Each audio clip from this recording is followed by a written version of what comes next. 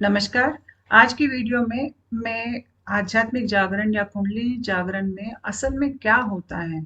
शरीर में हमें अनेक सिम्पटम्स महसूस होते हैं, प्राण का बहाव महसूस होता है। तो ये सब क्या कर रहा है हमारे शरीर में? कैसा ये प्रक्रिया हमें बदल रही है? आज मैं उसके बारे में समझाने वाली हूँ। तो यहाँ पर आप दृश्य में देखेंगे कि बीच में चक्रों का व्यवस्था है और उसी चक्रों के भाग से अंदर सुषुम्ना नाड़ी ऊपर जाती है। सुषुम्ना नाड़ी क्या होती है? हमारे रीढ़ की हड्डी जो है ये हमारे भौतिक देह में रहती है और इसी रीढ़ का हड्डी करस्पॉन्ड करते हुए हमारे सूक्ष्म देह में एक सूक्ष्म हड्डी रहती है और उसे हम नाड़ी कहते हैं, सुषुम्ना नाड़ी कहते हैं। और बिल्कुल जैसा हमारा रीढ़ का हड्डी होती है वैसे ही सुषुम्ना नाड़ी हमारे अ, सूक्ष्म देह की रीढ़ की भाग होती है और इसी के ऊपर आपको अलग अलग जगह पर चक्र आपको महसूस होगा। तो यहाँ पर आप देखेंगे कि ये रीढ़ के हड्डी के आजू बाजू मैंने दो एरोज लगाए हैं जो ऊपर की तरफ जा रहे हैं। यानी कि ये प्रक्रिया में ये होता है कि बहाव रीढ़ के हड्डी के अंदर से आपको ऊपर की तरफ जाते हुए महसूस होगा जो सुषुम्ना नाड़ी के अंदर से जा रहा है। इसके अलावा आपको ऐसे लेफ्ट साइड से ऊपर, राइट साइड से ऊपर भी बहाव आपको महसूस होगा। तो लेफ्ट साइड से जो बहाव ऐसे ऊपर की तरफ आके ऐसे ये साइड से ऐसे ऊपर की तरफ जाता है, ये बहाव आपकी बहुत जन्मों की जो दुख हो सकता है, दर्द हो सकता है, जो हमको कर्म ऋण में फंसा के रखता है। इसमें हमारे पूर्वजों का भी दुख दर्द, उनका जो गलत सोचने का तरीका, ये सब, ये बहाव जो ऊपर की तरफ जा रहा है ये इसको साफ करता है। हमारे शरीर में अ, स्त्री तत्व पुरुष तत्व रहते हैं। यहाँ पर आपको अर्धनारीश्वर का रूप दिख रहा है। तो हर कोई अर्धनारीश्वर ही होता है। वो पुरुष हो सकता है, स्त्री हो सकती है।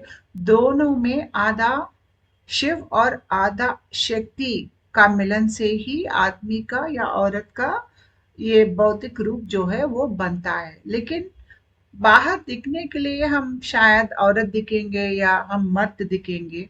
इसके वजह से हम ये सोचते हैं कि मैं स्त्री हूँ या मैं पुरुष हूँ। लेकिन अगर आप सूक्ष्म देह के निर्माण देखेंगे तो वहां पे दोनों भी हमारे अंदर रहते हैं। तो हर कोई इंसान की लेफ्ट साइड जो होती है वो उनके स्त्री तत्व होती है। पुरुष के शरीर में भी ऐसे ही होता है और हर किसी का जो राइट साइड का भाग होता है वो पुरुष तत्व होता है। तो हर कोई इन दोनों का मिलन से ही उनका रूप बनता है। और लेफ्ट साइड हमारा मनस का चिन्ह होता है और राइट साइड हमारा बौद्धिक रूप का चिन्ह होता है। तो यहाँ पर आप देखेंगे कि शरीर में ही नहीं, अभी अगर आप ब्रेन का स्ट्रक्चर देखेंगे तो हमारे ब्रेन में भी स्त्री पुरुष भेद होते हैं। तो मैंने कहा कि स्त्री शक्ति हर किसी का देह में लेफ्ट साइड ऐसा पूरा स्त्री शक्ति है। ये बहाव आपको यहाँ तक आके रुकेगा। ये इड़ा नाड़ी है, हर कोई इड़ा पिंगला सुषुम्ना जानता है। मैं दिखा देती हूँ। यहाँ पे देखिए, इड़ा नाड़ी जो है वो लेफ्ट साइड पे आता है और वो चंद्रमा का उसका सिंबलाइज करता है वो। तो ये जब इड़ा का फ्लो यहाँ पर आता है तो यहाँ से ये इस तरफ जाता है। यानी कि हमारा शरीर जो है लेफ्ट साइड स्त्री तत्व है, तो राइट साइड ब्रेन स्त्री तत्व होता है। और जब पिंगला की नाड़ी ऊपर की तरफ आती है, यहाँ पर आती है, तो ये इस तरफ जाती है। यानी कि आपका शरीर का राइट हिस्सा जो है पुरुष तत्व होता है और लेफ्ट ब्रेन पुरुष तत्व होता है। तो ऐसे विभाजित होता है हमारा शरीर और हमारा ब्रेन।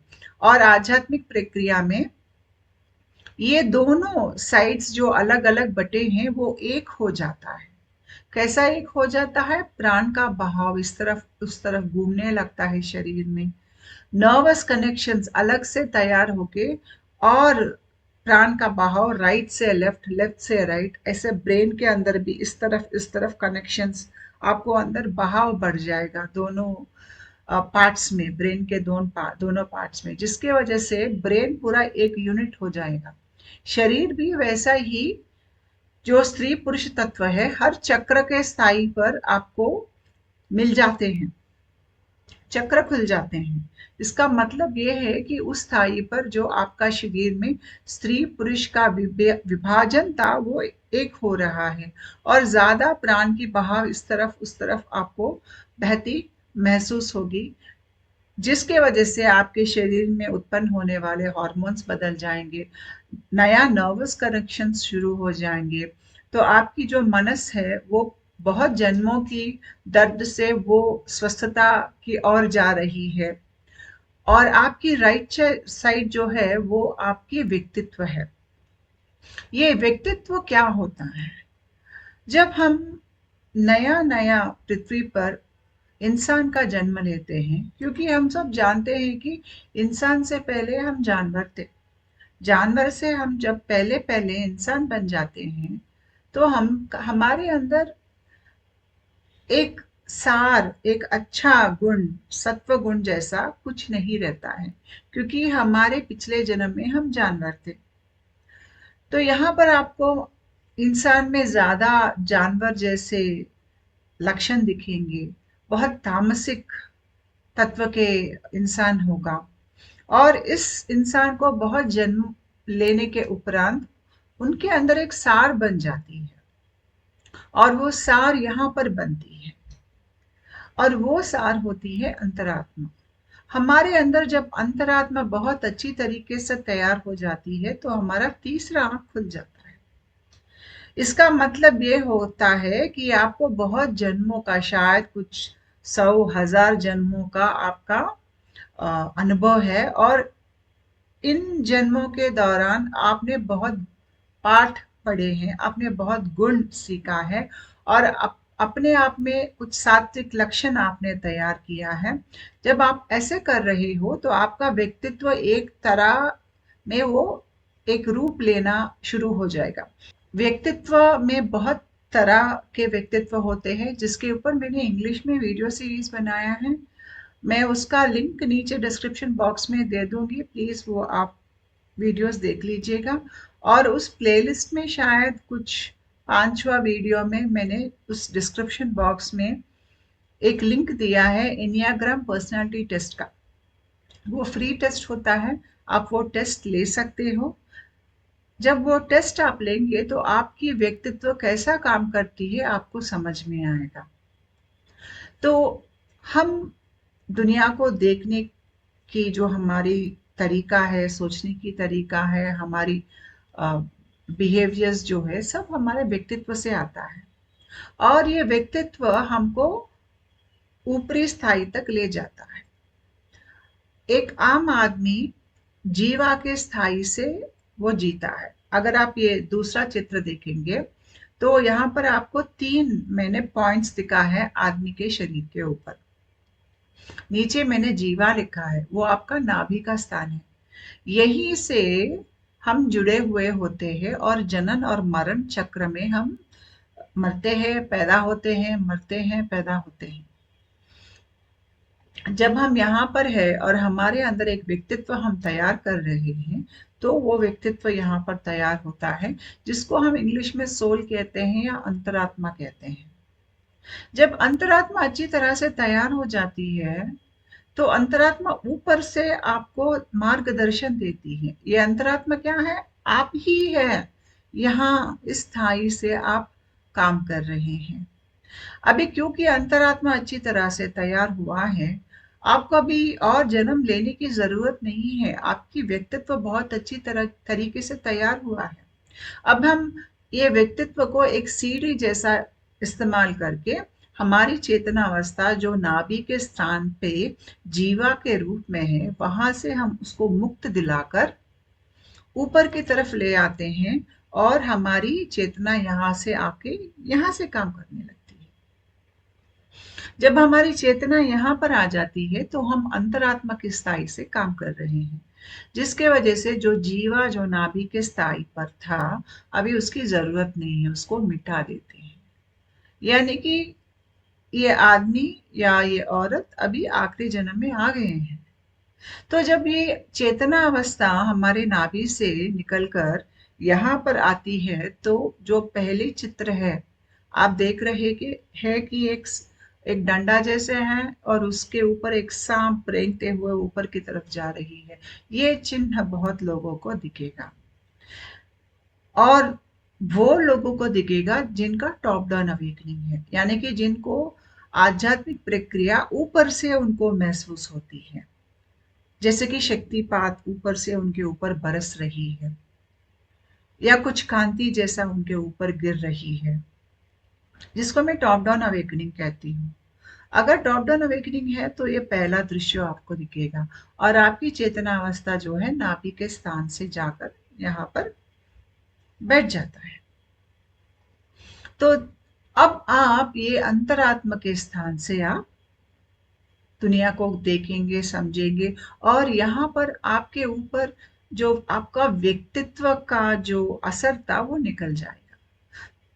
जो सीढ़ी आपने इस्तेमाल की है नीचे से ऊपर जाने के लिए, आपकी अच्छी व्यक्तित्व जो आपकी राइट साइड है और आपकी जो हीलिंग है जो आपकी लेफ्ट साइड है, अभी उसकी जरूरत नहीं है आपको। तो जिसके वजह से व्यक्तित्व को डिसॉल्व कर दिया जाता है। वो कैसा डिसॉल्व होता है अब मैं बताती हूँ। तो यहाँ पर आपको जान लेना चाहिए कि जब आपके अंदर प्रक्रिया हो रही है तो 3 ऊपर की तरफ आपको तेज बहाव महसूस होगा, एक लेफ्ट साइड पे, एक राइट साइड पे, और जितना लेफ्ट और राइट में बहाव बढ़ेगा उतना ही सुषुम्ना नाड़ी के अंदर से ऊपर की तरफ बहाव बढ़ेगा। चक्र खुल जाना आपको महसूस होगा, चक्र का दृश्य दिखेगा और फिर आपकी चेतना अवस्था आके यहाँ पर बैठ जाती है। जब चेतना अवस्था आकर यहाँ पर बैठ जाती है तो यहाँ पर अभी ब्रेन का कनेक्शन शुरू हो जाएगा। पहले तो शरीर में कनेक्शन हो गया था, आपके लेफ्ट और राइट साइड कनेक्ट हो गए हैं, अभी ब्रेन में राइट और लेफ्ट साइड को कनेक्ट होना चाहिए। तो यहाँ पर आपको ब्रेन रीवायरिंग सिम्टम्स बहुत महसूस होंगे। आपको सहस्रार चक्र में जितने भी दल है, करीब करीब 1000 दल है, और उस दल का नीचे जो चक्र व्यवस्था है, यानी कि मूलाधार, स्वादिष्ठान, मणिपुरा, अनाहता, विशुद्धि, आज्ञा चक्र, इसके साथ उन दलों का संबंध होता है। कैसा होता है? अगर आप मूलाधार चक्र में देखेंगे तो वहां पे 4 दल होते हैं। एक दल जो है मूलाधार का, उसका सहस्रार चक्र में 20 दल के साथ कनेक्शन होता है। तो ब्रेन सेंटर में जो 20 दल है, वो 20 दल आपके मूलाधार चक्र के एक दल को वो कंट्रोल करता है। तो ऊपर से नीचे कमांड्स जाते हैं, नीचे से ऊपर इंफॉर्मेशन जाता है। ये सब आपको महसूस होने लगता है कि चक्रों के दल जो है अभी वो खुल गए हैं, सहस्रार चक्र के दल खुल गए हैं और ऊपर से नीचे, नीचे से ऊपर कम्युनिकेशन हो रहा है। ये आपको समझ में आ जाएगा।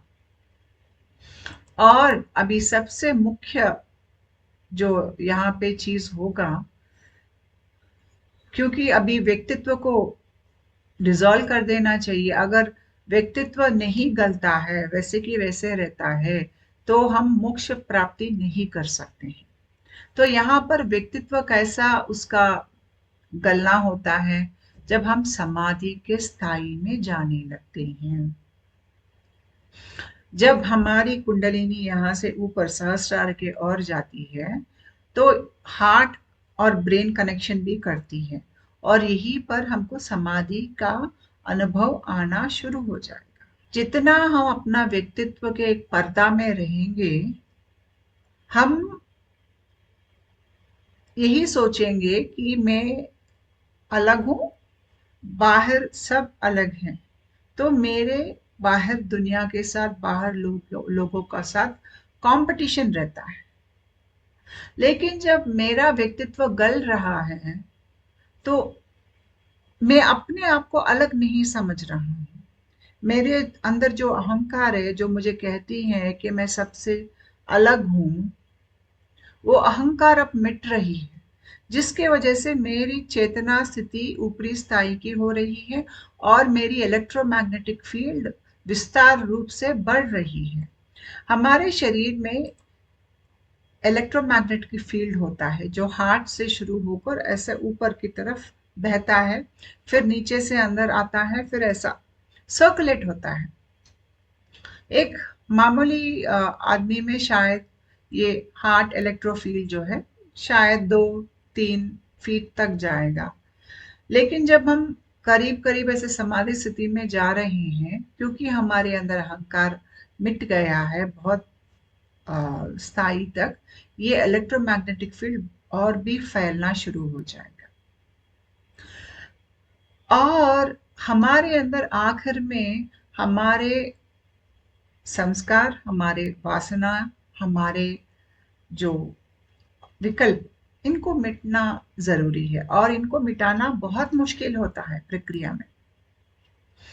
हमारे माइंड के ऊपर जो मेंटल इम्प्रेशंस है, वो सब संस्कार और वासना, हमारे जो लेटेंट टेंडेंसीज है, यानी कि हमारे अंदर जो ऐसे कुछ चीज है जिसकी वजह से हम फिर व्यक्तित्व के रूप में जाके फंस सकते हैं, वो टेंडेंसीज और हमारे विकल्प यानी कि इमेजिनेशन जो है, ये जब तक रहेगा हम पूरी तरह से अहंकार से नहीं निकल सकते हैं।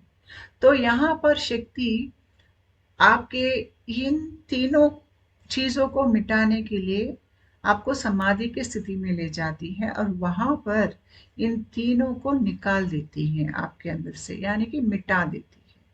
जब ये तीनों मिटने लगते हैं तो समाधि तो कैसे भी आपको यहीं पर शुरू हो जाएगा, जैसे कि आपका शरीर रीसेट हो रहा है। सोचिए, जैसे कि आप एक कंप्यूटर को रीसेट करते हैं, ऐसा कुंडलिनी आपके शरीर और मनस को रीसेट कर रहा है।